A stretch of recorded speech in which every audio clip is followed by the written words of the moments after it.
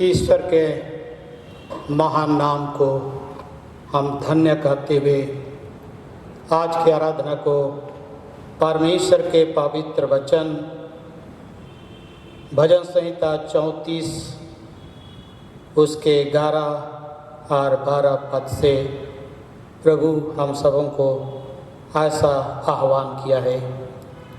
वह मनुष्य की करनी का फल देता है और प्रत्येक को अपनी अपनी चाल का फल भुगताता है।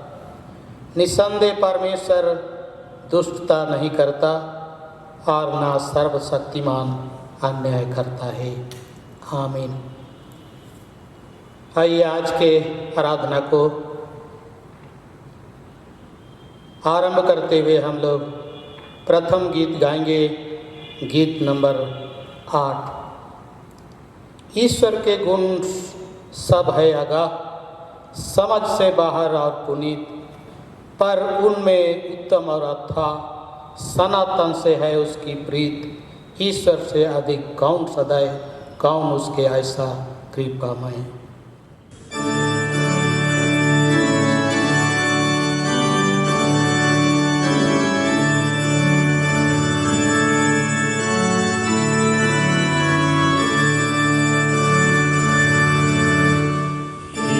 Oh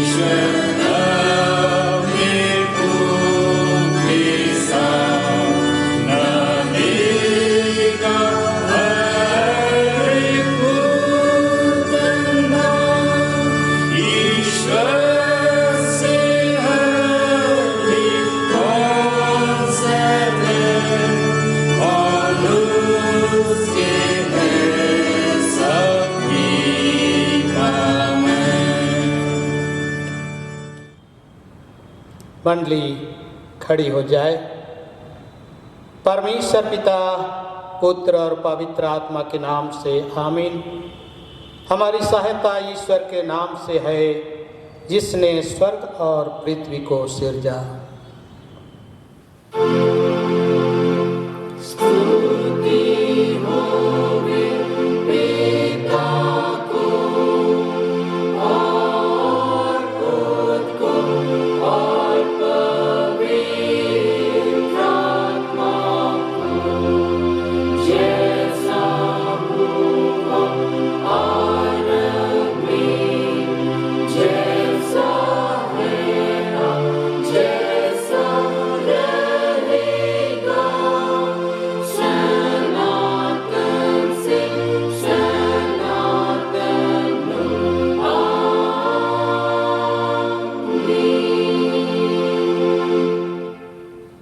हम ईश्वर के सामने अपने पापों को दीनताई से मान लेवे। हे सर्वशक्तिमान ईश्वर दयालु पिता, हम दीनताई से अपने सब पाप और अपराधों को तेरे सम्मुख मान लेते हैं। तू अपने प्रिय पुत्र हमारे प्रभु यीशु ख्रीस्त के कारण हम पर दया दृष्टि कर और हमारे सब पापों को क्षमा कर। आमीन।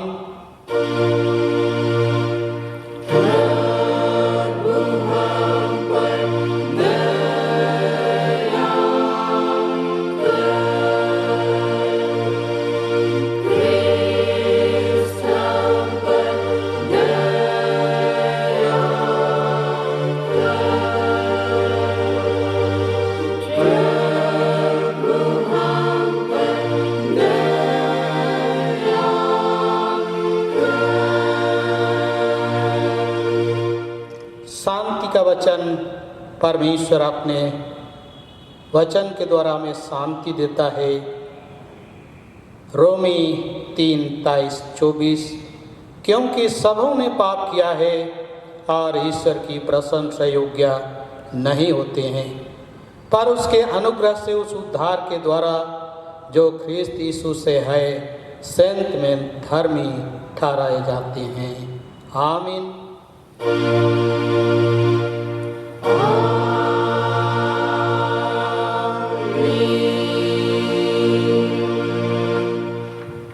मंडली उठे, सबसे ऊंचे स्थान में ईश्वर का गुणानुवाद होए।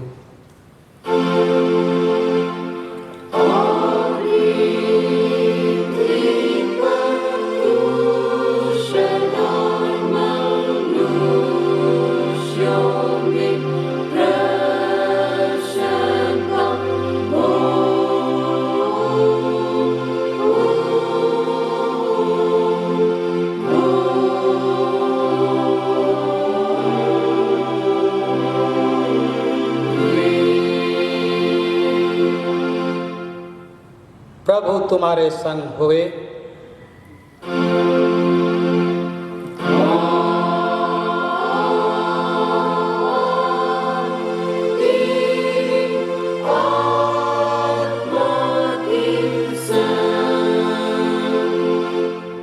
आइए हम प्रार्थना करें। हे प्रभु परमेश्वर स्वर्गवासी पिता, हम तुझे स्तुति और धन्यवाद देते हैं कि तूने अपने प्रिय पुत्र हमारे प्रभु यीशु ख्रीस्त के द्वारा हमको पाप और मृत्यु और शैतान के बंधन से छुड़ाया और अपनी निज जाति और बालक ठहराया है। हम तेरी विनती करते हैं कि तू पवित्र आत्मा से हमारी सहायता कर कि हम ऐसी तेरी कृपा को नित्य पहचान कर धन्यवाद के साथ ग्रहण करें और तेरी प्रसन्नता की योग्य चाल चलें। हमारे मनों को पवित्र कर कि पाप हम में प्रभुता करने ना पाए, वरन कि हम भले कार्यों के द्वारा इस संसार में के ज्योति के समान हो, जिससे और लोग देखकर तेरी स्तुति करें। जीवन भर तू हमको अपने मार्ग पर चला कि हम इसके बाद स्वर्ग राज्य में पहुंचकर अनंत जीवन प्राप्त करें, हमारे प्रभु यीशु ख्रीस्त के द्वारा। आमीन।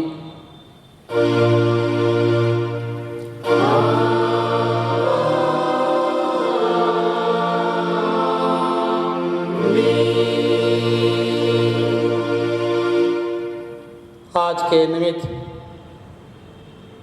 जो पवित्र वचन ठहराया गया है वह हमें मिलता है मत्ती रचित सुसमाचार उसके 21 अध्याय पद संख्या 38 से 42 हमारे पंजिका में इंगित है, परंतु पूरे संदर्भ को लेने के लिए हम लोग मत्ती रचित सुसमाचार 21 अध्याय पद 33 से 42 सुनेंगे। दुष्ट किसानों का दृष्टांत। एक और दृष्टांत सुनो। एक गृहस्वामी था जिसने दाख की बारी लगाई, उसके चारों ओर बाड़ा बांधा, उसमें रस का कुंड खोदा और गुम्मट बनाया और किसानों को उसका ठेका देकर परदेश चला गया। जब फल का समय निकट आया तो उसने अपने दासों को उसका फल लेने के लिए किसानों के पास भेजा, पर किसानों ने उसके दासों को पकड़ के किसी को पीटा और किसी को मार डाला और किसी पर पथराव किया। फिर उसने पहलों से अधिक और दासों को भेजा और उन्होंने उनसे भी वैसा ही किया। अंत में उसने अपने पुत्र को उनके पास यह सोचकर भेजा कि वे मेरे पुत्र का आदर करेंगे, परंतु किसानों ने पुत्र को देखकर आपस में कहा, यह तो वारिस है, आओ हम इसे मार डालें और इसकी मीरास ले लें। अतः उन्होंने उसे पकड़ा और दाख की बारी से बाहर निकाल कर मार डाला। इसलिए जब दाख की बारी का स्वामी आएगा तो उन किसानों के साथ क्या करेगा? उन्होंने उससे कहा, वह उन बुरे लोगों को बुरी रीति से नष्ट करेगा और दाख की बारी का ठेका दूसरे किसानों को देगा जो समय पर उसे फल दिया करेंगे। यीशु ने उनसे कहा, क्या तुमने कभी पवित्र शास्त्र में यह नहीं पढ़ा, जिस पत्थर को राजमिस्त्रियों ने निकम्मा ठहराया था वही कोने का सिरा का पत्थर हो गया। यह प्रभु की ओर से हुआ और हमारी दृष्टि में अद्भुत है। यहाँ तक आमीन। तेरा धन्यवाद हो हे ख्रिस्त यीशु। हालेलुया। Hallelujah, hallelujah, hallelujah.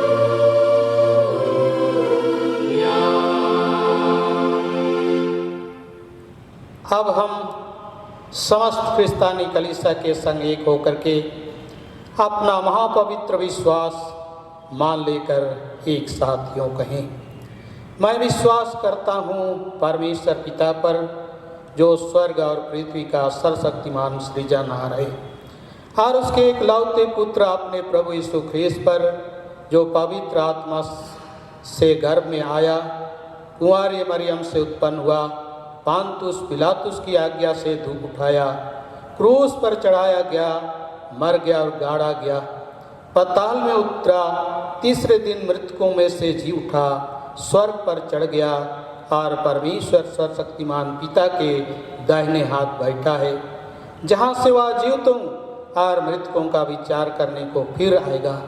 मैं विश्वास करता हूँ पवित्र आत्मा पर, एक ही पवित्र क्रिस्तानी कलीसिया, पवित्रों की संगत पर, पापों की क्षमा, देह की जी उठने और अनंत जीवन पर। आमीन।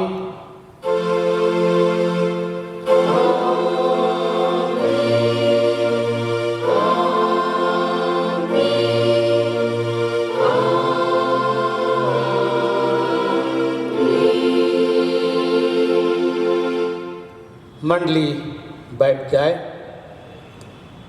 हम आराधना के क्रम में दूसरा गीत गाएंगे, गीत नंबर 285, 285।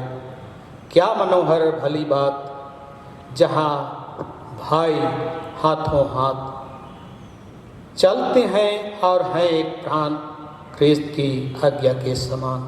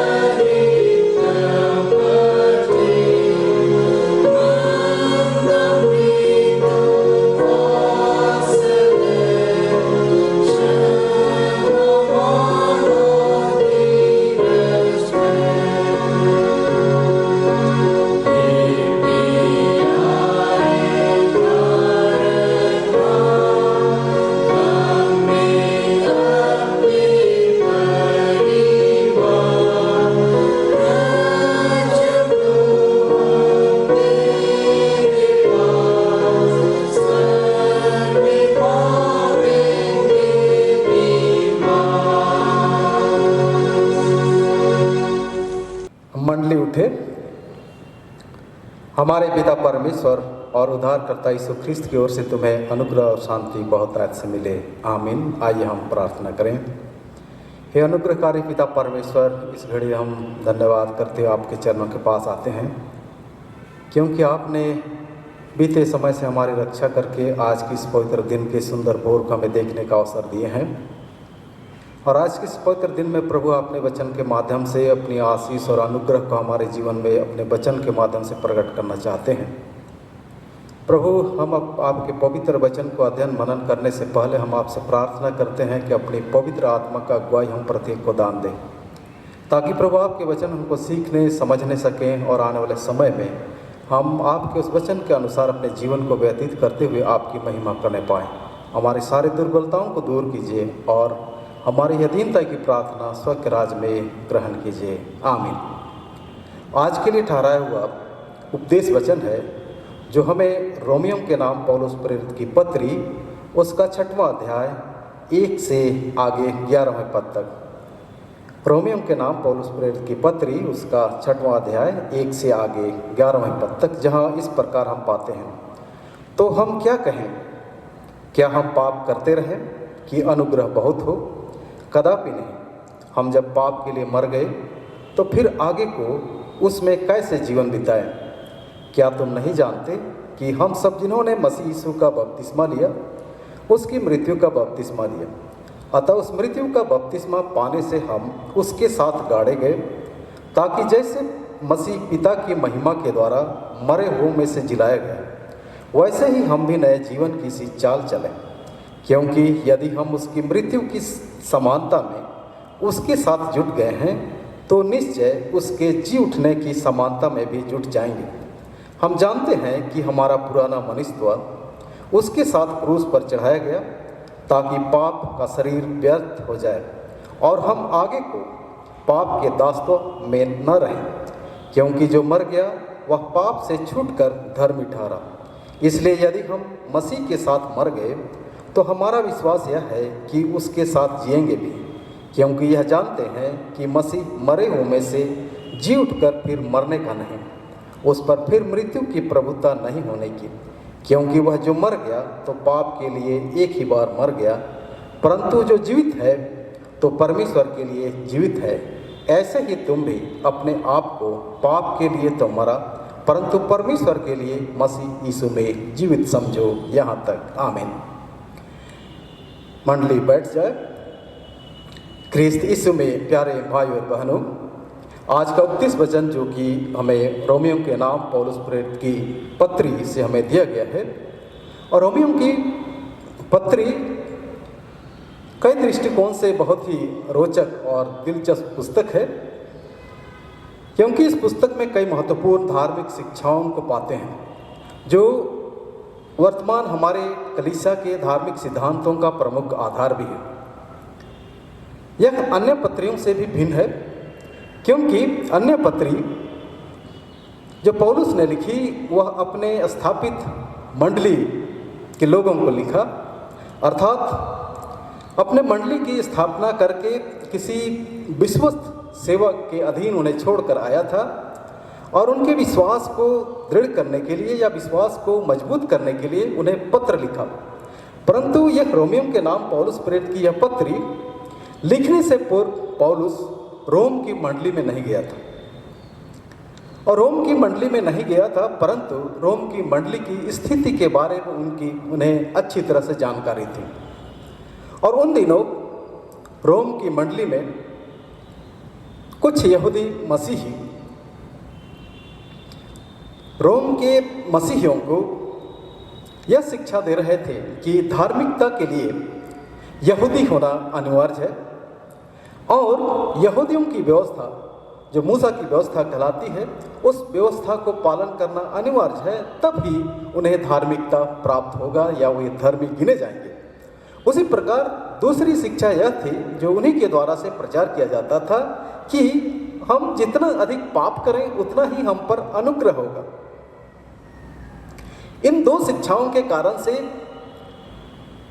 रोमी मंडली के मसीही दुविधा में थे कि हम व्यवस्था की बातों का पालन करें या तो हम मसीह कि बपतिस्मा जिसे हमने लिया है उस बपतिस्मा पर हम विश्वास करें, या हम जितना अधिक पाप करें उतना हम पर अनुग्रह करें, ये दुविधा में थे।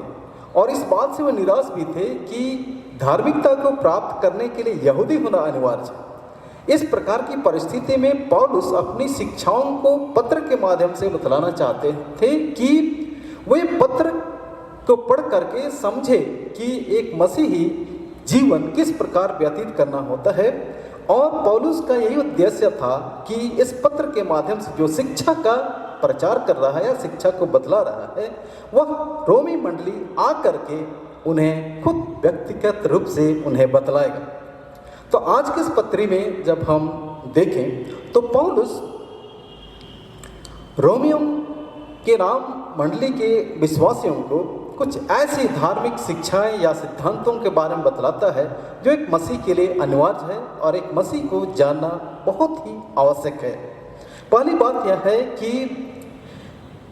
कि हम विश्वासी बपतिस्मा के माध्यम से अनुग्रह प्राप्त करने के योग्य हैं।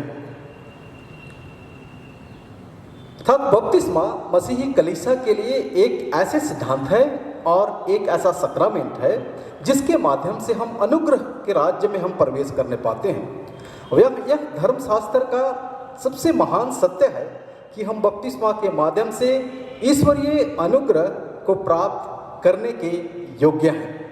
और इसी बात को पौलुस रोमियम के नाम मंडली के विश्वासियों को यह लिखना चाहते हैं, जो हम प्रथम पदों में या 2 से 4 पदों में विशेष करके हम पाते हैं, जहां पौलुस यह कहता है कि तीसरे पद में, क्या तुम नहीं जानते कि हम सब जिन्होंने मसीह यीशु का बपतिस्मा लिया उसकी मृत्यु का बपतिस्मा लिया। अर्थात पौलुस के इस वचन का अर्थात यह है कि जिन्होंने मसीह यीशु में बपतिस्मा लिया उन्होंने प्रभु यीशु मसीह के मृत्यु, दफन और पुनरुत्थान के नाम से उन्होंने बपतिस्मा लिया। और यह प्रभु यीशु मसीह के मृत्यु, दफन और पुनरुत्थान का छाप या चिन्ह है। दूसरी बात यह है कि बपतिस्मा के द्वारा विश्वासी निगमन हो जाता है और मसीह की पहचान आ जाती है। अर्थात वह पुराने मनुष्यत्व को छोड़ करके एक ऐसे मनुष्यत्व में प्रवेश करता है या ऐसे व्यक्तित्व में प्रवेश करता है जिसमें मसीह की पहचान दिखलाई देती है।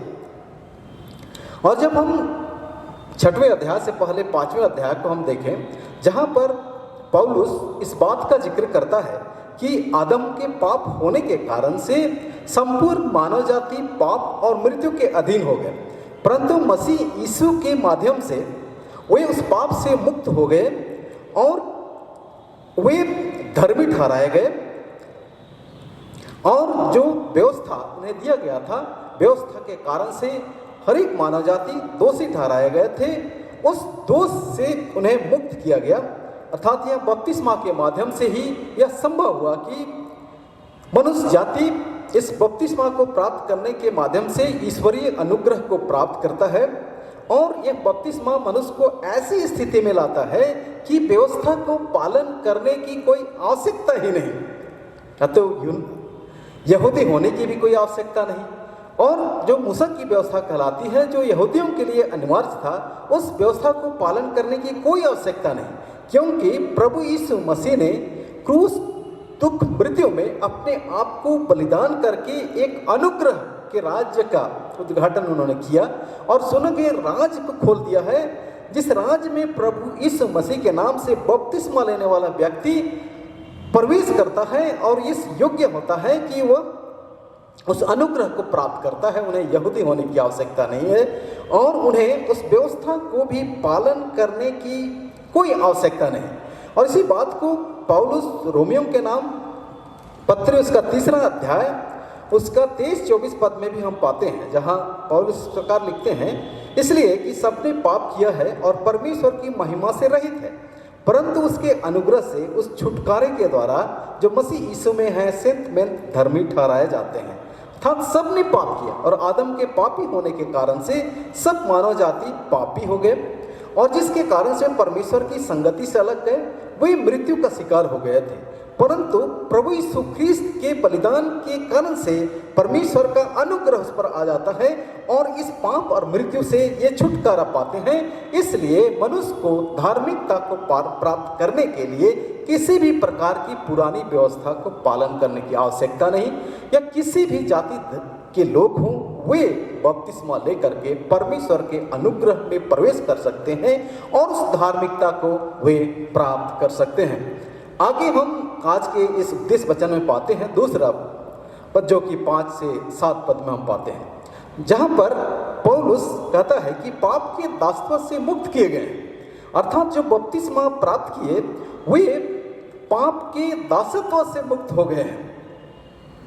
रोमी मंडली के कुछ यहूदी मसीहों की शिक्षा यह थी कि हम जितना अधिक पाप करेंगे उतना ही अधिक अनुग्रह होगा, अर्थात उनकी शिक्षा यह थी कि अधिक अनुग्रह प्राप्त करने के लिए हमें अधिक पाप करना पड़ेगा, जिसे हम 5वां अध्याय का हम 19-20वें पद में पाते हैं, जहां पौलुस इस बात को लिखता है, क्योंकि जैसा एक मनुष्य की आज्ञा न मानने से बहुत लोग पापी ठहरे, वैसे ही एक मनुष्य की आज्ञा मानने से बहुत लोग धर्मी ठहरेंगे।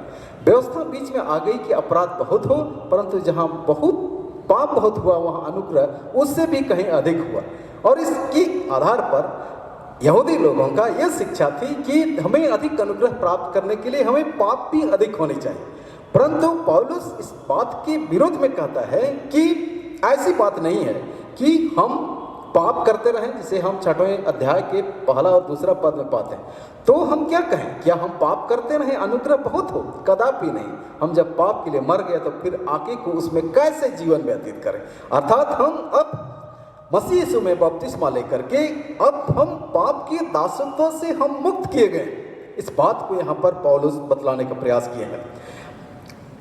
प्रभु यीशु मसीह के मृत्यु और जी उठने के द्वारा से हम उस पुराने मनुष्यत्व से हम छुटकारा प्राप्त किए हैं, और जो हमारा पाप से पूर्ण मनुष्यत्व था उस मनुष्यत्व से हम पार होकर के एक नए मनुष्यत्व को प्राप्त किए हैं, और हमने बपतिस्मा लेकर के हम प्रभु यीशु मसीह के मृत्यु के साथ में हम सहभागी हो गए हैं। अर्थात इस प्रकार प्रभु यीशु मसीह अपने आप को बलिदान करके पाप से मुक्त हुआ और पूरे जगत के लोगों को, हर जाति के लोगों को पाप से मुक्त किया। उसी मुक्ति में हम सभी कोई सहभागी हो गए हैं और हमारा पुराना मनुष्यत्व क्रूस पर चढ़ाया गया। अर्थात प्रभु यीशु मसीह ने क्रूस पर हमारे सारे पापों को चढ़ाया और हमारे लिए अपने आप को बलिदान किया, और हमें पुराने मनुष्यत्व से अर्थात आदम के पाप के कारण से जो मृत्यु हमारे जीवन में आई थी उस मृत्यु से हमें छुड़ाया और हमें एक नई पहचान हमें दी है, अर्थात नई मनुष्यत्व का जीवन हमें दिया है। तो पौलुस इस बात को यह प्रकट करना चाहता है कि आदम के पाप में गिरने के कारण से मनुष्य जाति पापी हो गया और संपूर्ण मानव जाति इस पाप के फल जो मृत्यु कहलाती है उसका शिकार हो गया था।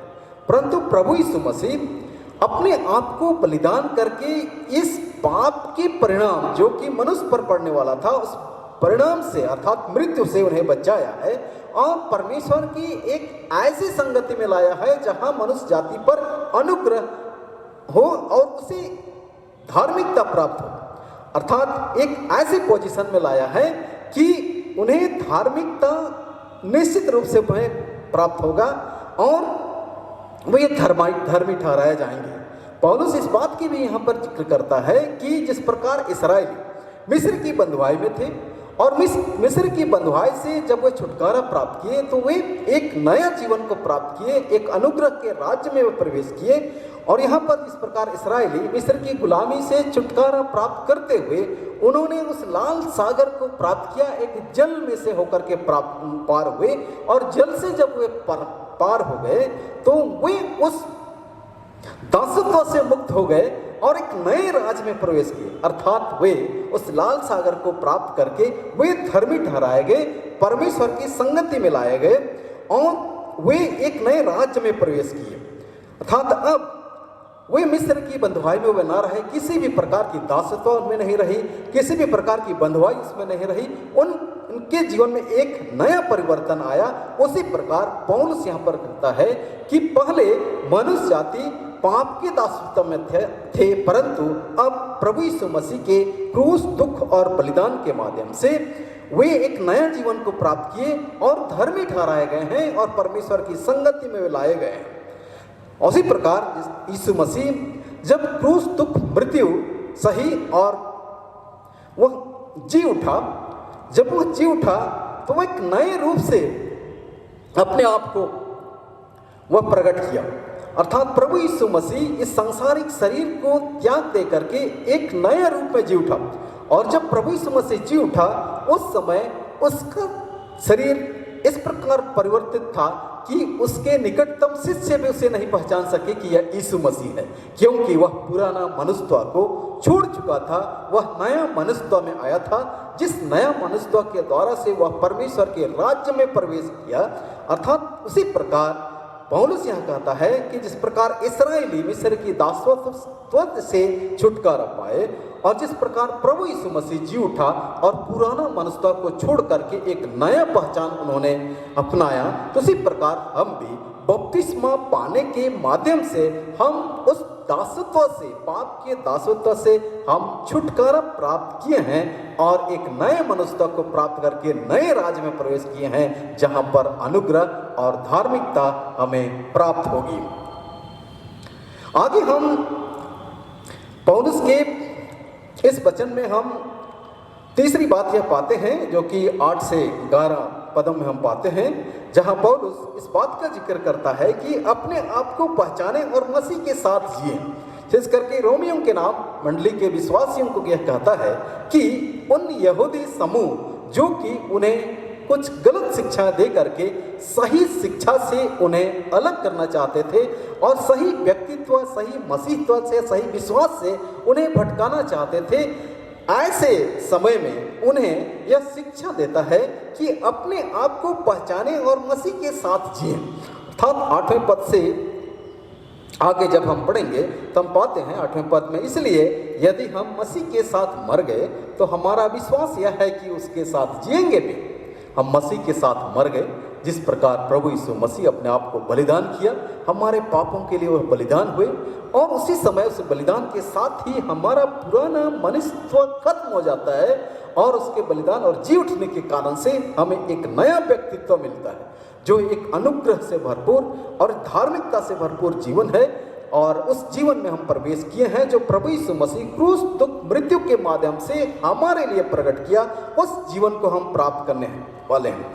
और यहाँ पर पौलुस इस बात को बतलाता है कि हम प्रभु यीशु मसीह के मृत्यु में गाड़े गए और नए मनुष्य को हम प्राप्त किए हैं। जिस प्रकार मसीह मरे हुओं में से जी उठा, फिर मरने का नहीं, उसने फिर मृत्यु की प्रभुता नहीं हुई। अर्थात प्रभु यीशु मसीह एक बार जब वह जी उठा तो मृत्यु की प्रभुता उसमें कभी नहीं हुई और वह एक बार मरा पूरे जगत के लिए, और जब एक बार जी उठा तो वह परमेश्वर के लिए। और उसी प्रकार यहाँ पौलुस भी इस बात को बतलाना चाहता है कि हमें अपने आप को पहचानने की आवश्यकता है। अर्थात हमने मसीह यीशु के नाम से हमने बपतिस्मा लिया है और हम दासत्व से मुक्त हुए हैं और हमें एक ऐसा पोजीशन दिया गया है कि अब हम ना पाप के अधीन हैं, अब हम मसीह के हैं और मसीह के राज्य में हम प्रवेश किए हैं। इसे पहचानने की आवश्यकता है और हम जब अपने मसीह को हमने पहचान लिया है और मसीह में हम मिल गए हैं, तो हम क्यों ना मसीह के साथ हम जिए भी। और 9वें पद में आगे पौलुस इस बात आगे कहता है, क्योंकि यह जानते हैं कि मसीह मरे हुए में से जी उठकर फिर मरने का नहीं, उस पर फिर मृत्यु की प्रभुता नहीं होने की। क्योंकि जो मर गया तो पाप के लिए एक ही बार मर गया, परंतु जीवित है तो परमेश्वर के लिए जीवित है। ठीक है, प्रभु यीशु मसीह जिस प्रकार एक बार जी उठा तो परमेश्वर की महिमा में प्रवेश किया और परमेश्वर के लिए वह जीवित हुआ, उसी प्रकार जब हम पुराने मनुष्यत्व से हम एक नए मनुष्यत्व में आते हैं और पाप के दासत्व में हम थे, तो प्रभु यीशु मसीह ने हमें मुक्त किया और एक नया मनुष्यत्व, नए राज में नया व्यक्तित्व हमें दिया है। तो इसे हमें पहचानने की आवश्यकता है, हमें कोई आवश्यकता नहीं है कि हम यहूदी हों, हमें कोई आवश्यकता नहीं है कि हम व्यवस्था की बातों का पालन करें, परंतु हम अपने आप को पहचाने कि प्रभु यीशु मसीह हमें क्यों मोल लिया, प्रभु यीशु मसीह के नाम से हमने बपतिस्मा लेकर के एक नए जीवन में प्रवेश किए, तो हमारा कर्तव्य क्या है। इसलिए यहाँ पर कहता है कि मसीह के साथ जिए, अर्थात मसीह जैसा चाहता है वैसा ही हम अपने जीवन को व्यतीत करें। अर्थात प्रभु यीशु मसीह जो हमारा उद्धार करता है, हमारे लिए एक बार मरा, हमारे पापों को के लिए वह प्रायश्चित किया और हमें परमेश्वर की संगति में मिलाया। हम मसीह के साथ हम एक हो गए और परमेश्वर के राज्य के वारिस हम हो गए, और अब हम व्यवस्था के अधीन नहीं परंतु अनुग्रह के अधीन हैं। जब हम पुराने नियम को देखते हैं तो हम यहाँ देखते हैं कि उन दिनों में सभी कोई व्यवस्था के अधीन थे, उसमें धार्मिकता को प्राप्त करने के लिए व्यवस्था को पालन करना अनिवार्य था।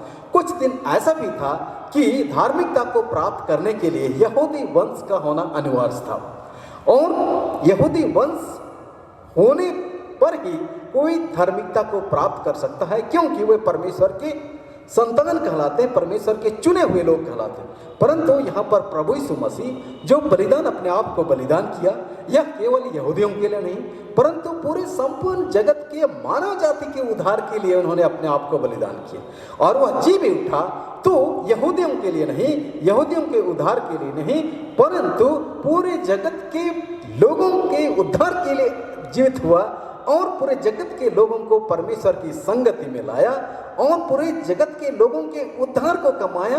और प्रभु यीशु मसीह के जी उठने के कारण से परमेश्वर का अनुग्रह केवल यहूदियों पर ही नहीं परंतु उसका अनुग्रह और उसकी धार्मिकता यहूदियों से बाहर अन्य जातियों पर भी दिखलाई दिया। इसी बात को यहाँ पौलुस बतलाता है कि तुम मसीह के नाम से बपतिस्मा लिया है, अब तुम एक नए मनुष्य को प्राप्त किया है, पाप के दासत्व से मुक्त किया है, इसलिए अपने आप को पहचानो और मसीह के साथ जिए कि मसीह कैसा चाहता है। मसीह में प्रिय भाई और बहनों, जब हम वर्तमान हमारी कलीसिया को या हम वर्तमान हमारे जीवन को जब हम गहराई से देखते हैं तो हमारे जीवन में भी रोमियों की मंडली में जो परिस्थितियां उन दिनों थी, उसी परिस्थिति हमारे जीवन में भी, हमारी कलीसियाओं में, हमारे समाज में भी दिखलाई देती। और हमारे वर्तमान समय में भी कई ऐसे गलत शिक्षाएं हैं, कई ऐसे गलत सोच हैं जो हमारे सही व्यक्तित्व से हमें भटकाना चाहता है, जो हमें डाइवर्ट करता है, और जो मसीह यीशु के नाम से जिस जीवन को हमने प्राप्त किया है उस जीवन से कहीं अलग हम दूसरे रास्ता को हम अपनाते हैं। तो यदि हम अपने जीवन में देखें तो कभी कभी हमारे जीवन में या हमारे मनों में ऐसे विचार आते हैं, जो गलत सोच आते हैं कि कभी कभी हम अपने घरों में रहते हुए बाइबल को भी हम पढ़ना नहीं चाहते, कभी पढ़ना भूल जाते हैं, कभी पढ़ते हैं तो हमें नींद आती है, और कभी ऐसे शिक्षाओं को हम सुनते हैं कि हम कहीं बाइबल से अधिक कहीं दूसरे चीज़ों पर को हम अधिक प्राथमिकता देने लगते हैं। कभी हम परमेश्वर की महिमा करने हम नहीं आते हैं, कभी कभी हम आराधना या स्तुति करना नहीं चाहते हैं, कभी हम प्रार्थनाएं नहीं करते हैं, और प्रार्थना करते भी हैं तो कहीं दूसरों के लिए हम प्रार्थना नहीं करते हैं। और हमारे विचार जो कि हमारे मसीही सोच विचार से कहीं गलत विचार होते हैं, और ऐसी कुछ शिक्षाएं हैं जो हमारे सैद्धांतिक बातों को बिल्कुल ही गलत साबित करने का प्रयास करते हैं।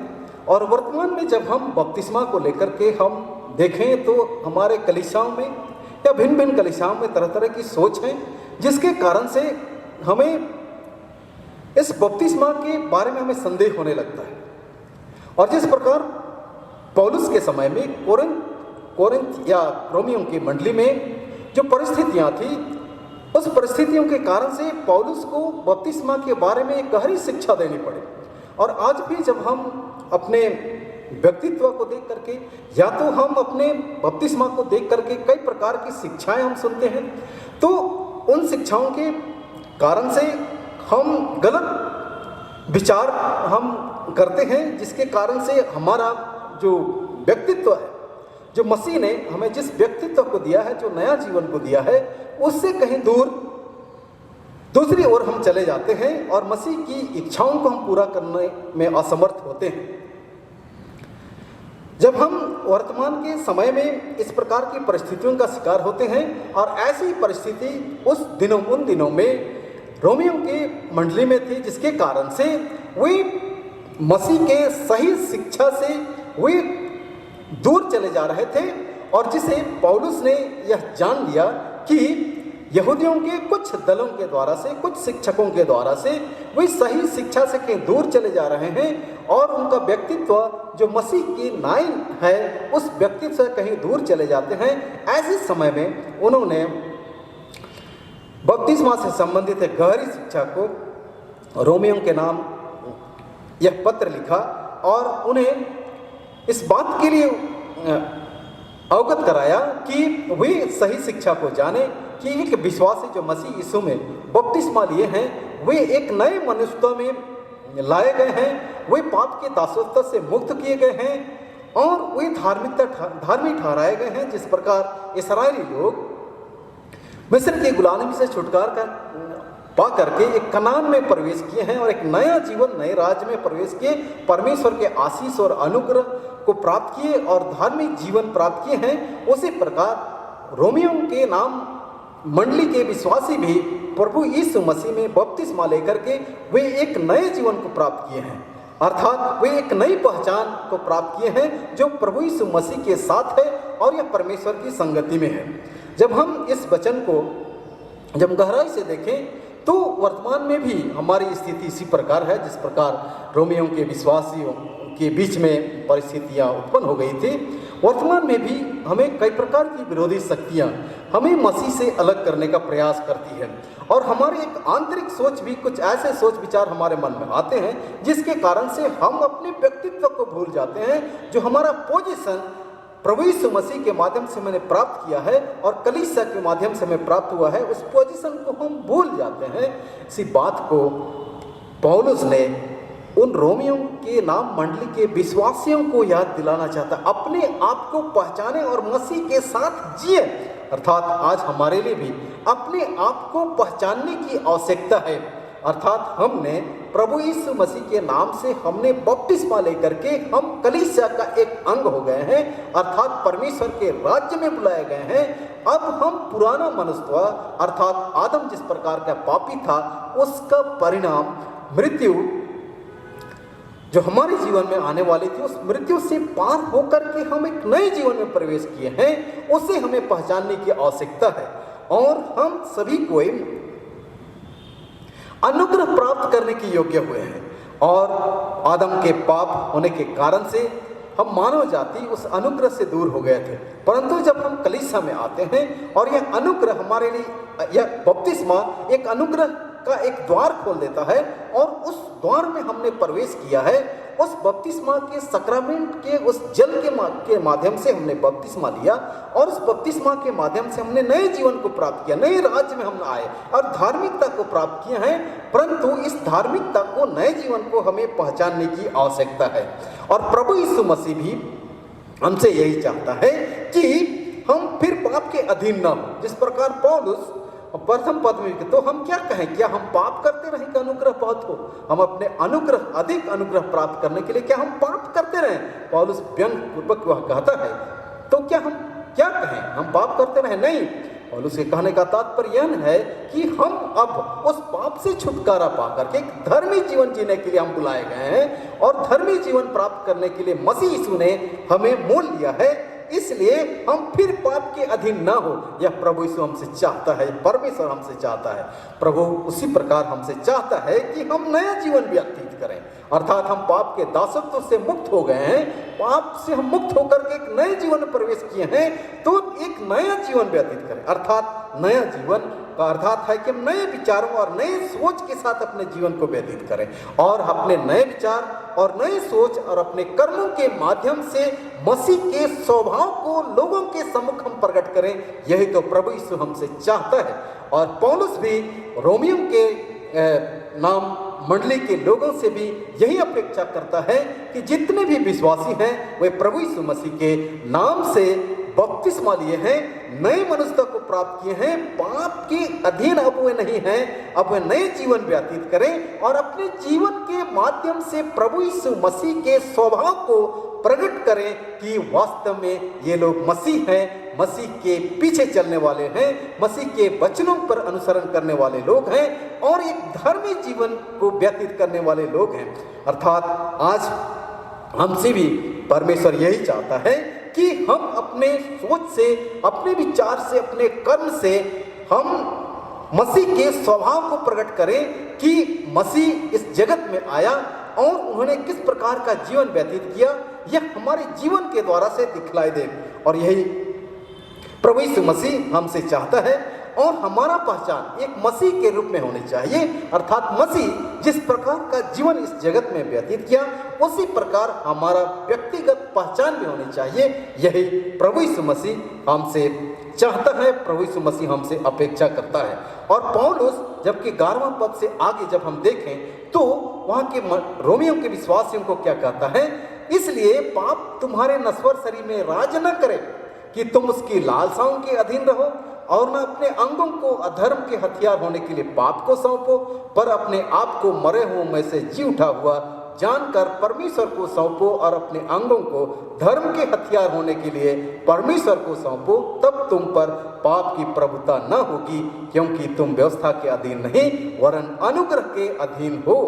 अर्थात रोमियों के विश्वास को पौलुस कहता है कि तुमने बपतिस्मा लिया, अब यह नश्वर शरीर में राज न करे, अब यह शरीर में पाप तुम पर राज न करे और अपने अंगों को अधर्म के हथियार होने के लिए पाप को सौंपो, पर अपने आप को मरे हुए से जी उठा हुआ जानकर परमेश्वर को सौंपो। अर्थात तुम्हारे अंगों को, हथियार को, पूरे शरीर को तुम परमेश्वर को सौंपो और तुम्हारे इस नश्वर शरीर के माध्यम से प्रभु यीशु मसीह के जीवन को प्रकट करो कि प्रभु यीशु मसीह क्यों इस जगत में आया और कैसा जीवन व्यतीत किया, या दूसरों की नजरों में दिखलाई दे। इस बात को पौलुस इस वचनों के द्वारा जिक्र किया है। और क्योंकि तुम अब पाप से छुटकारा पाकर के एक नए जीवन को प्राप्त किए हो, अब तुम पर पाप की प्रभुता नहीं है और व्यवस्था के अधीन नहीं हो। अब उस व्यवस्था को पालन करने की आवश्यकता नहीं है, अर्थात प्रभु यीशु मसीह के अनुग्रह के अधीन हो। अर्थात प्रभु यीशु मसीह जिस जीवन को व्यतीत किया, उस जीवन को पालन करना ही एक एक विश्वासी का मुख्य उद्देश्य होना चाहिए। यही पौलुस कहता है। ख्रीस्त में प्यारे भाइयों और बहनों, जब हम पौलुस के पत्री जो कि गलातियों के नाम उसका 5वां अध्याय उसका पहला पद में हम क्या देखते हैं, पाते हैं, जहाँ पौलुस कहता है मसीह ने स्वतंत्रता के लिए हमें स्वतंत्र किया है, अतः इसी में स्थिर रहो और दासत्व के जुए में फिर से न जुटो। अर्थात मसीह ने हमें पाप से स्वतंत्र किया है, हमें मृत्यु से स्वतंत्र किया है, हर बुरी बातों से हमें स्वतंत्र किया है, हमें शैतान से छुड़ाया है और हमें एक ऐसा नई पहचान दिया है कि हम में मसीह वास करता है। हम अनुग्रह का राज में प्रवेश किए हैं, धार्मिकता को प्राप्त किए हैं, इसलिए फिर से उस दासत्व के जुए में फिर से ना जुटो। इसलिए ख्रीस्त में प्यारे भाई और बहनों, आज जबकि हम अपने जीवन को देखते हैं, कई प्रकार की बुरी बातें, कई प्रकार की सोच, कई प्रकार की शक्तियां हमें इस मनुष्य से अलग करने का प्रयास करती है, हमें डाइवर्ट करने का प्रयास करते हैं। इसलिए ख्रीस्त में प्यारे भाई और बहनों, पौलुस के इस वचन के आधार पर हम इस निष्कर्ष पर आते हैं कि पौलुस विश्वासियों को यह बतलाने का प्रयास किया है कि सभी कोई हम एक नया जीवन जिए, पाप के अधीन न रहें और पाप जो कि हमें परमेश्वर की संगति से अलग करता है उससे हम दूर रहें और एक नए मसीह को हम प्राप्त करें, एक नए मसीह के नई पहचान को हम प्रकट करें। हम अपने जीवन के द्वारा से उसका गवाह बने कि हम प्रभु यीशु मसीह में हम बपतिस्मा लिए हैं। इसलिए ख्रीस्त में प्यारे भाई और बहनों, आइए हम संपूर्ण विश्वास के साथ में अपने संपूर्ण नश्वर शरीर को हम परमेश्वर को सौंपें और इस हमारे शरीर के अंगों के माध्यम से हम उसकी महिमा को प्रकट करें, उसके जीवन को हम प्रकट करने वाले होने पाएँ। परमेश्वर पिता आज के इस वचन पर हमें अधिकाई से आशीष दे, आमीन। आइए हम इस वचन के लिए परमेश्वर का धन्यवाद करें।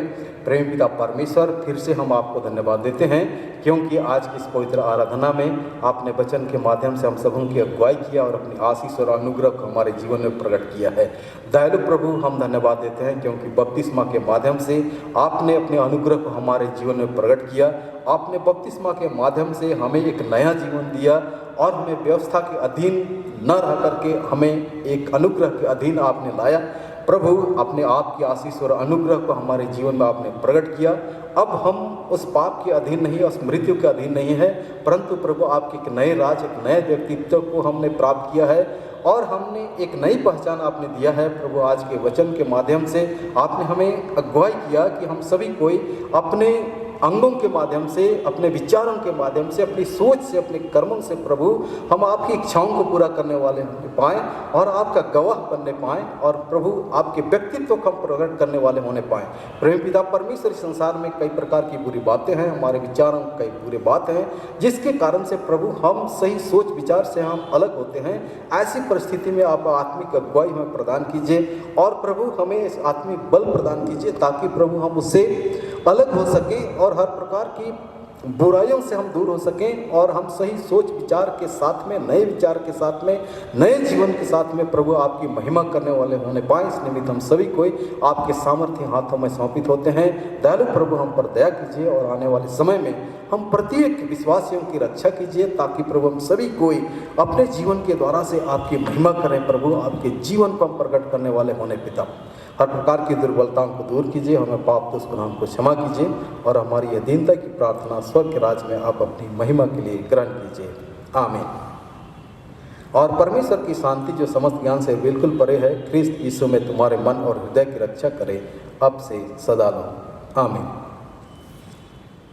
आइए हम आराधना का तीसरा गीत गाएंगे, गीत नंबर 250। प्रेमी मसीह के प्रेम बराबर प्रेमी है कोई नहीं, प्रेम बना हुआ मुझ सम प्रेम से जान दी अपनी, प्रेम से दी है तसल्ली प्रेम नगर में भी राजा।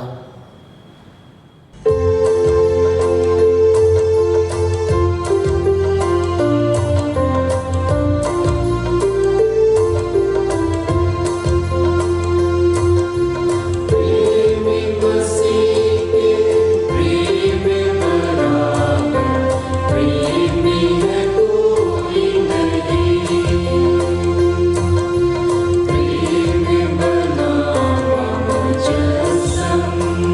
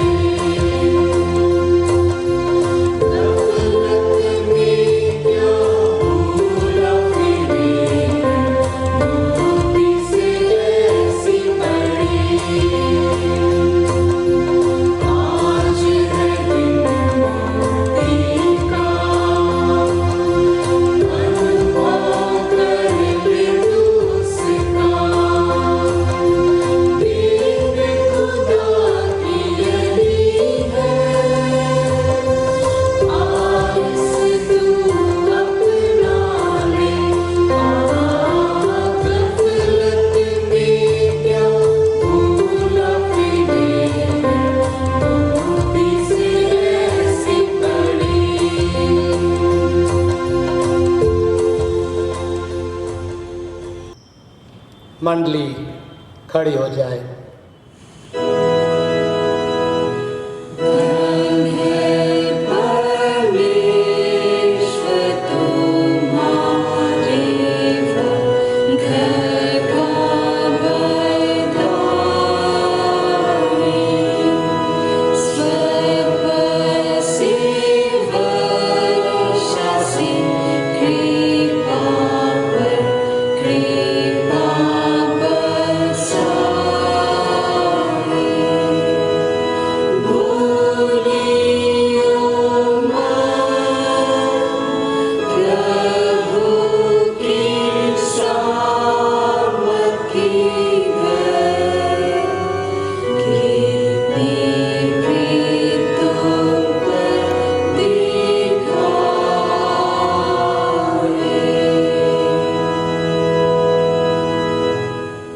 हम प्रार्थना करें। ईश्वर का वचन हम स्मरण करें। भजन संहिता 103। हे मेरे मन, यहोवा को धन्य का और उसके किसी उपकार को ना भूलना। आमीन। हम प्रार्थना करें। हे प्रभु परमेश्वर स्वर्गवासी पिता, हम तेरी विनती करते हैं, अपनी क्रिस्तियानी कलीसिया और उसके सारे सेवकों की अगुवाई कर कि वे तेरे वचन के निर्मल उपदेश में ठहरें, जिससे सच विश्वास और प्रेम हम में बढ़े और दृढ़ाया जाए।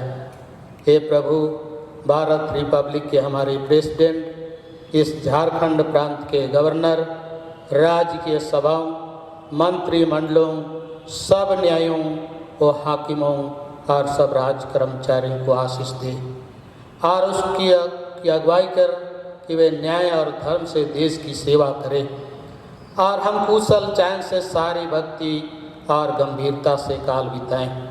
हमारी कलीसिया सभाओं, सेंट्रल काउंसिल, डायसीजन काउंसिल, CRC और कलीसिया की अन्य मंडली सभाओं को आशीष दे कि वे इस मंडली को तेरी पवित्र इच्छा के अनुसार चलाएं।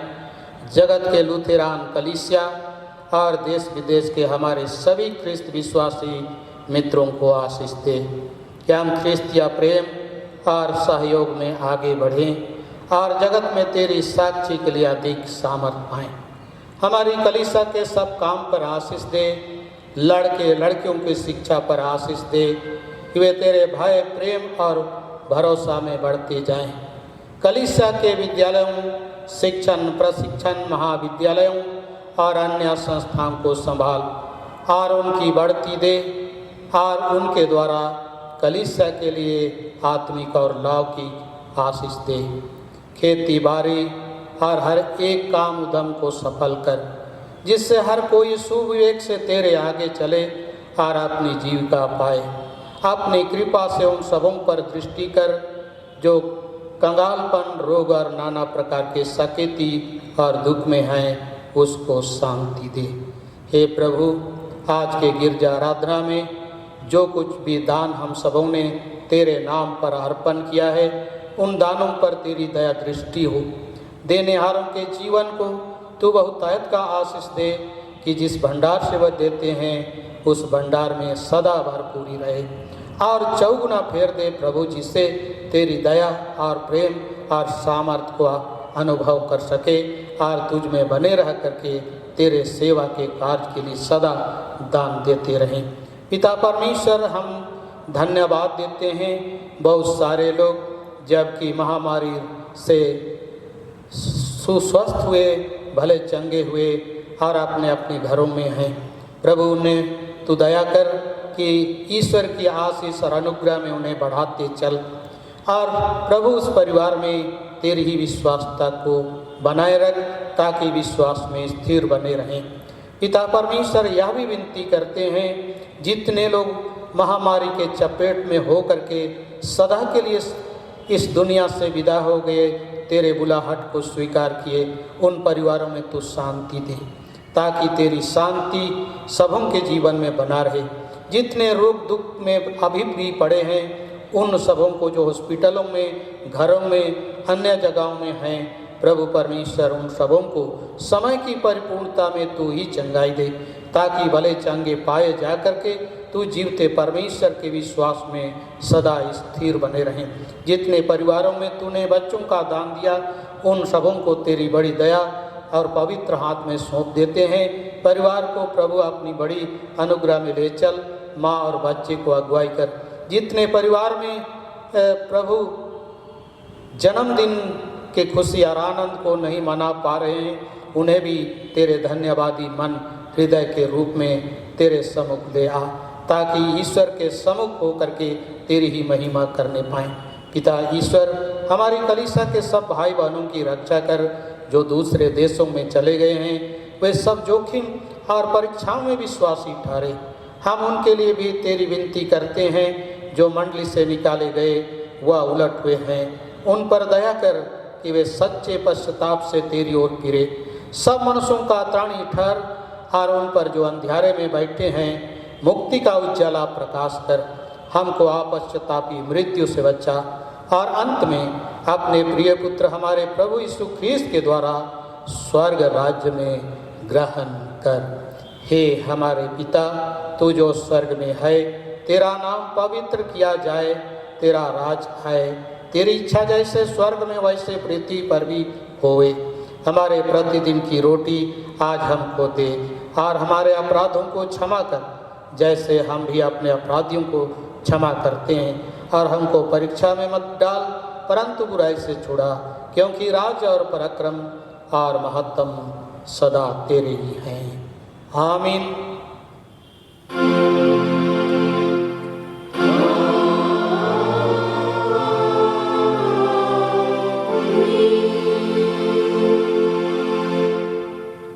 अब त्रिएक ईश्वर का आशीर्वाद विश्वासी और दीन मन से आप सभी विश्वासी गण ग्रहण करें। परमेश्वर तुझे आशीष देवे और तेरी रक्षा करे। परमेश्वर अपना मुख का प्रकाश तुझ पर चमकावे, तुझ पर अनुग्रह करे। परमेश्वर अपना मुख का प्रकाश तुझ पर करे और तुझे कुशल देवे। आमीन।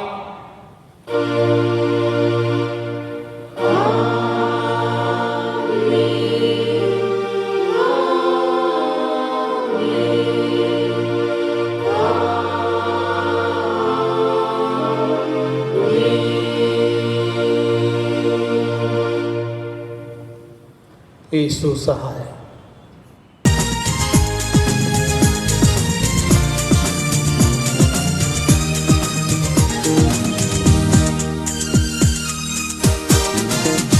आवाज उठाएंगे हम, सांस बजाएंगे, है यीशु महान अपना, ये गीत सुनाएंगे। आवाज उठाएंगे हम, सांस बजाएंगे, है यीशु महान अपना, ये गीत सुनाएंगे। आवाज उठाएंगे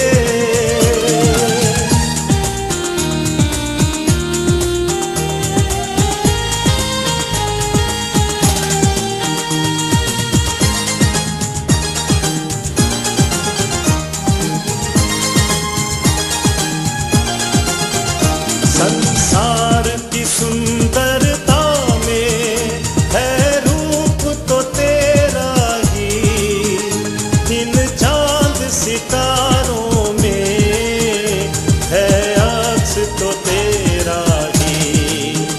संसार की सुंदरता में है रूप तो तेरा ही, इन चांद सितारों में है अक्स तो तेरा ही।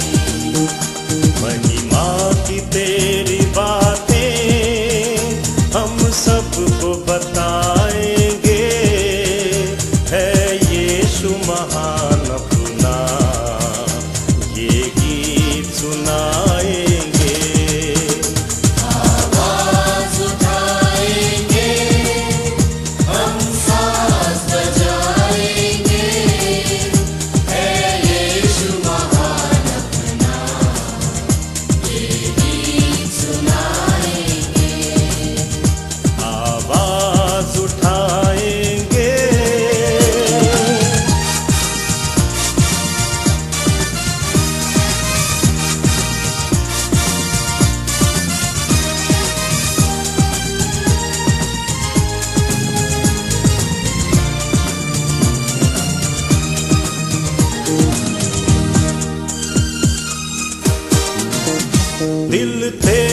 खजाना है, एक बाग मोहब्बत का, हाँ पा न सका कोई, सागर है तू उल्फत का।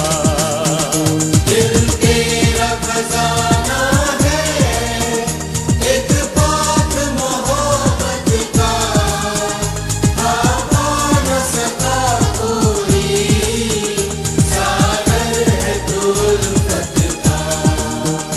हम तेरी मोहब्बत से दिल अपना सजाएंगे, है यीशु महान अपना ये गीत सुनाएंगे। आवाज उठाएंगे, हम साज बजाएंगे, है यीशु महान अपना ये गीत सुनाएंगे। आवाज उठाएंगे।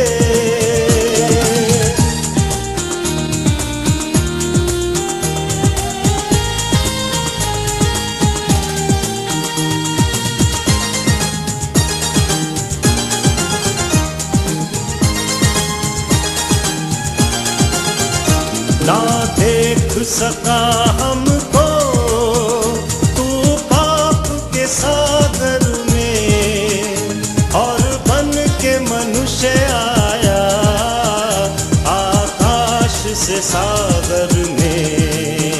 ना देख सका हमको तू पाप के सागर में, और बन के मनुष्य आया आकाश से सागर में। मुक्ति का तू दाता